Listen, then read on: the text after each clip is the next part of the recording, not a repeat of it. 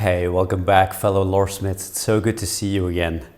Let me start off by saying that with COVID finally on the decline, I had really hoped that we would all enter a more calmer and positive new chapter. But with the current aggressions and hate going on in the world, is kind of a struggle to remain hopeful. So I just wanted to say that I really hope you're staying safe and doing well. I want to send out my love to all people in the Ukraine and those affected. It's really hard to believe what's currently going on in the world. With that said, I also wanted to bring you an update on the fulfillment side of things and also give you a deep dive into a question we get asked a lot is why creators launch a new Kickstarter campaign when sometimes the previous campaign hasn't been completely fulfilled yet. And this is a question we get a lot, so I thought I'd take the time out to create a really in-depth video talking about how we, Loresmith, handle this, and hopefully it turns out to be very insightful for you. So before we dive in and have a look at our workflow, I wanted to stress that we've been working incredibly hard from last year, from the summer of last year when we delivered Wondrous Expeditions Forest to the book printer. From that moment on, we've been moving mountains to try and get you your packages delivered. The pandemic, COVID, and supply chain disruptions and everything, that just the state of the world has made it so incredibly difficult to get products manufactured and shipped to you. And it really bums me out that to this moment you still are waiting to get your packages, and I know it just plain sucks, and I can only commend you for being so patient and understanding. So having said that, here's a status update on shipping the Wondrous Expeditions, pledges, and Remarkable Cults. So two things. One, the products have arrived a while back at ShipQuest, our new partner, who handles all of the Europe pledge shipments. So we've decided to do Wondrous Expeditions first, and once all of those pledges have shipped out, we're going to do Remarkable Cults straight after. So for Europe, things have been in the ShipQuest warehouse for a little while now, but because it's a new partner, it takes a while to set up. That process is now completed, and we're basically the next in line, the next Kickstarter in line for them to get fulfilled. There's been a whole lot of Kickstarters from last year that have also gotten backed up, and they're just working their way through shipping out all Kickstarter projects, and we're basically waiting for the green light now that they're going to start sending out packages, and that should happen very soon. So once we get that green light and perhaps a photo of proof, then I'm definitely going to let you know. So for USA and other countries, that ships out from Nord Games, our partner in the United States, and we've gotten confirmation that the products have arrived. And we've gotten confirmation that the products arrived there this week. Nord Games has a tremendous track record of being able to send out large volumes of pledge packages very quickly. They're also going to ship out all Wondrous Expedition stuff first, and then immediately go to fulfill Remarkable Cults. We've already been in close talks to make sure that everything is kind of lined up and ready. So as soon as the products arrive in their warehouse, they're going to move to start shipping out packages. So again, once I have new information, I'm going to post it straight away.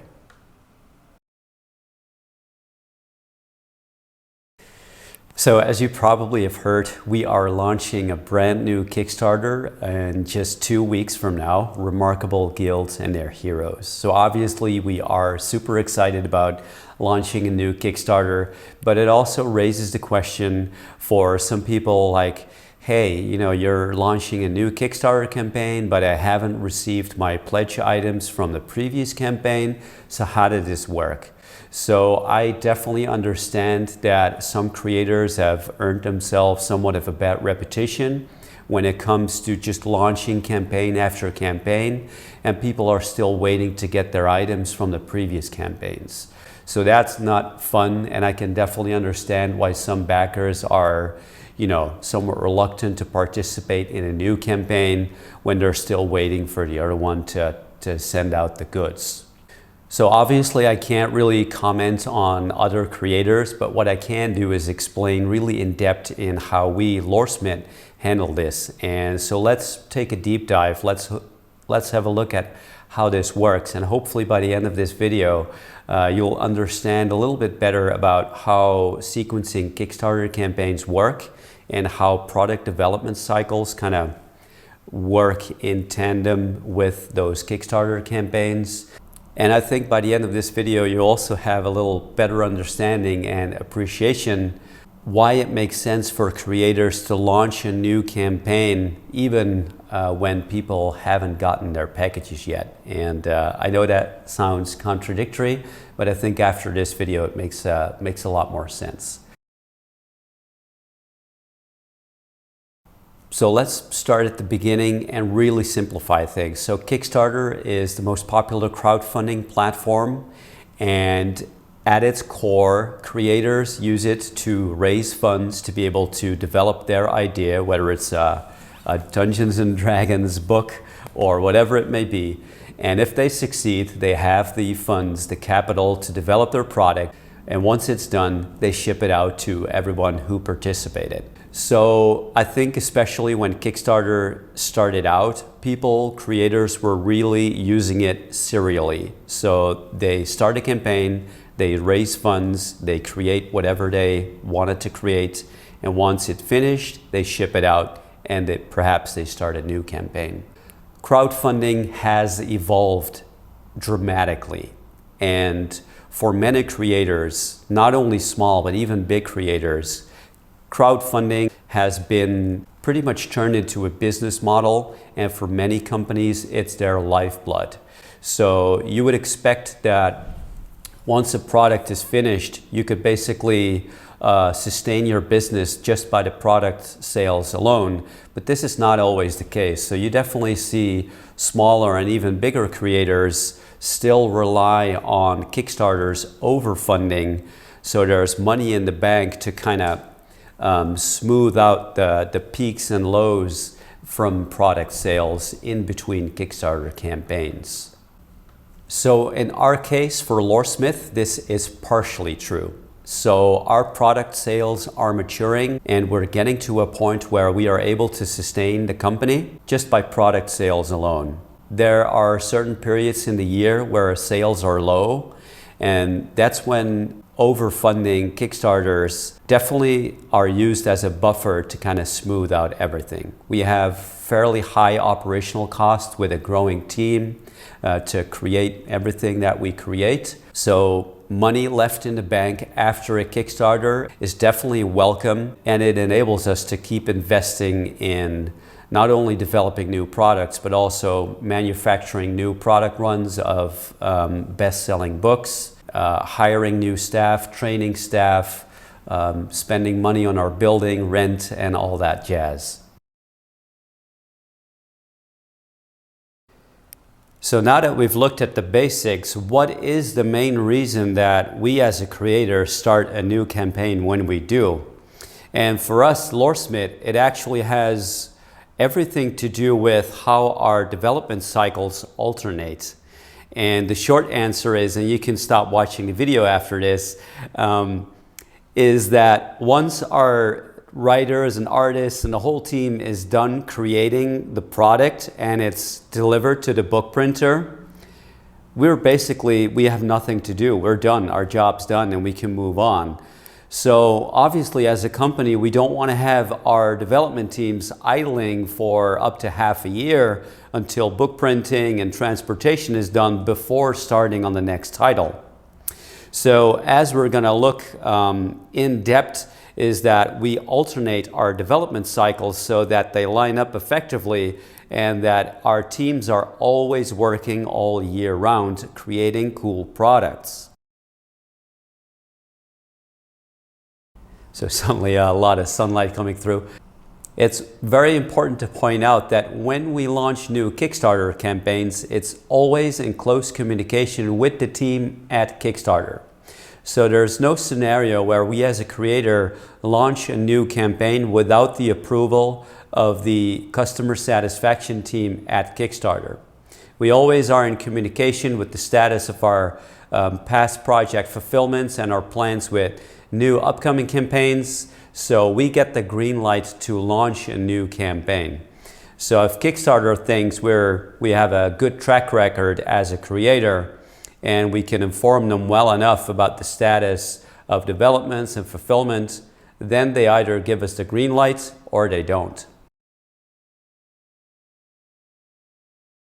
So here we are. I tried to create a graphic that shows you a couple of years, and every year Loresmith develops 2 product titles, mostly books, in parallel. So how does this work? We've established a team that is able to work on 2 product titles at the same time. And the way we've structured our development cycles is by breaking them down into 5 plus 5 months each. So in total, we take 10 months development time maximum for each product title, whether it's a book or a card deck. They always take 10 months maximum. Then looking at this graph, for example, for 2021, you can see this pink block is 2 blocks of 5 months for that given product title. And it's followed by another one, the blue one. And in parallel, you can see we're working on a green product title and another one and another one. And this is sort of like a relay race where one product follows the other. So here at the top, you can see the entire year broken down in 12-month blocks. And these flags are when we launch our Kickstarters. So you can see that every time in the 3rd or the 4th month, we launch our first Kickstarter of the year. And then late in the year, we launch our second Kickstarter. And you can see a pattern where the moments we launch each Kickstarter with these dotted lines is when we alternate the first and the second phase of the product development of each given product title.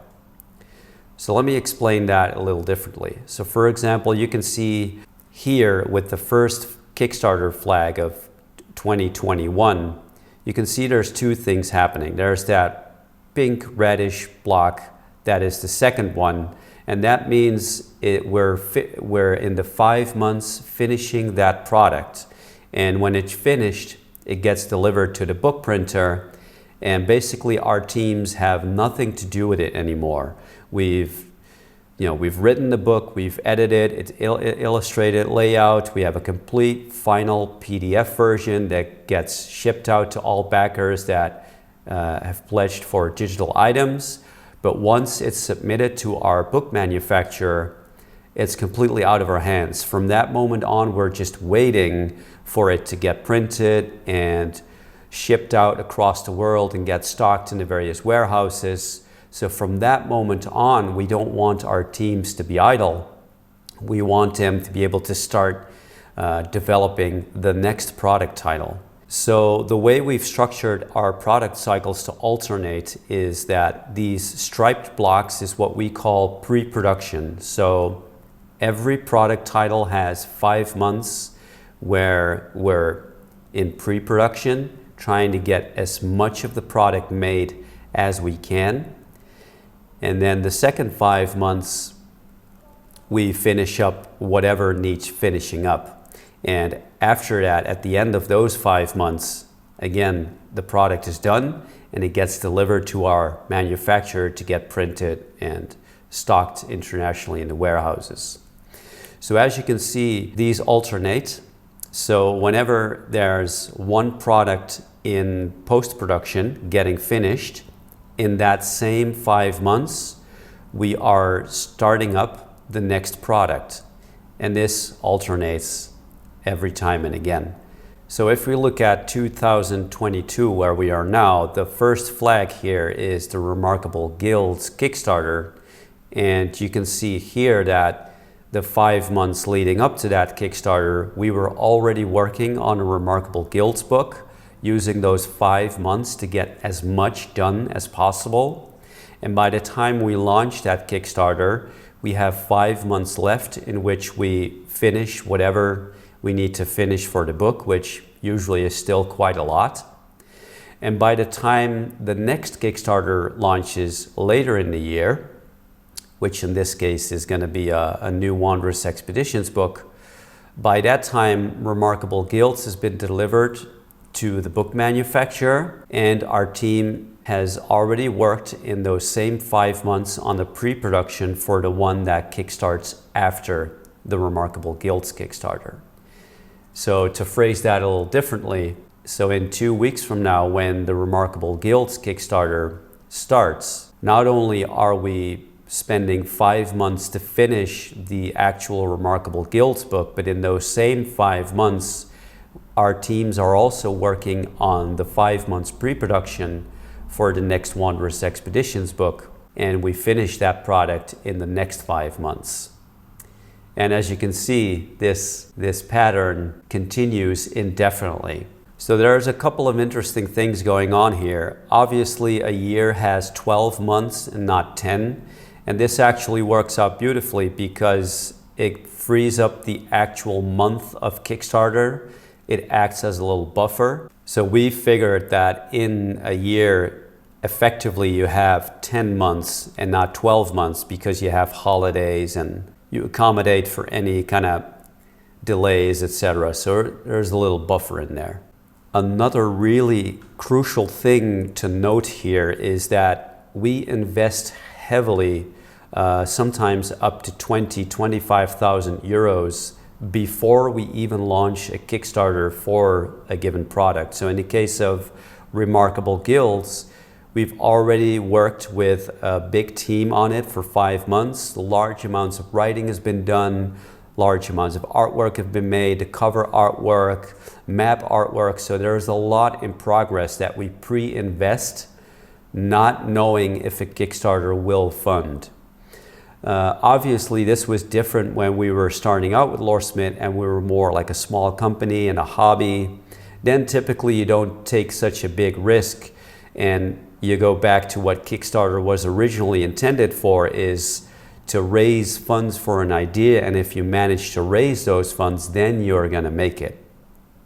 However, Loresmith matured in such a way and our products are so successful that we kind of take the gamble that each Kickstarter will fund, and we take the risk of investing quite heavily in advance because this allows us to really smooth out the production cycles and not have our teams idling.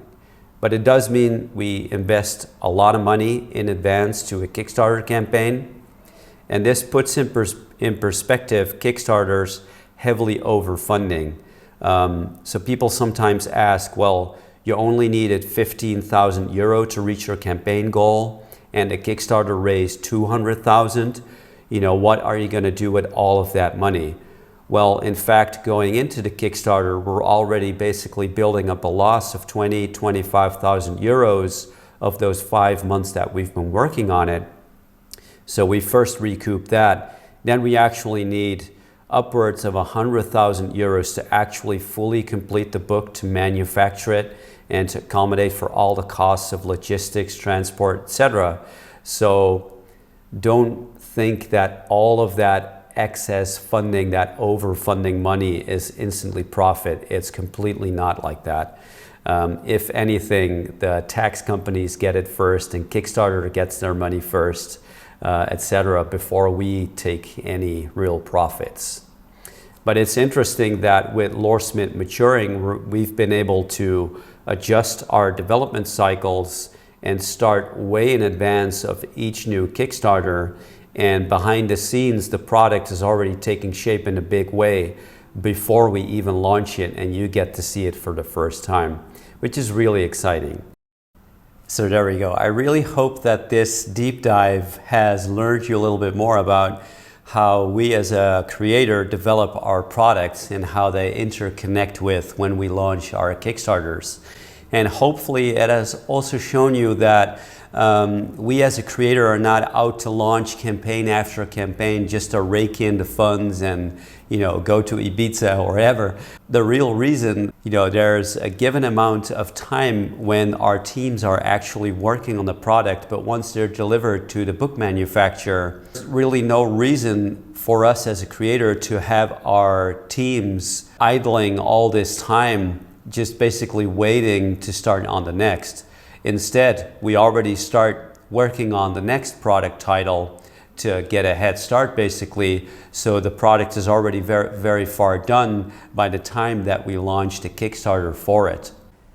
So there we go, that was the deep dive into our production cycles, and I'm very happy that you made it all the way through the end. This was definitely an intense one. Consider subscribing to our Loresmith channel if you enjoy what we do. Comment what you thought about this video. Perhaps you would like to see me talk more about how we make the things that we make. There's a link in the description to join our Discord channel, which is a very fun place to be. And definitely don't miss out the Remarkable Guild's Kickstarter, which launches in just 2 weeks from now.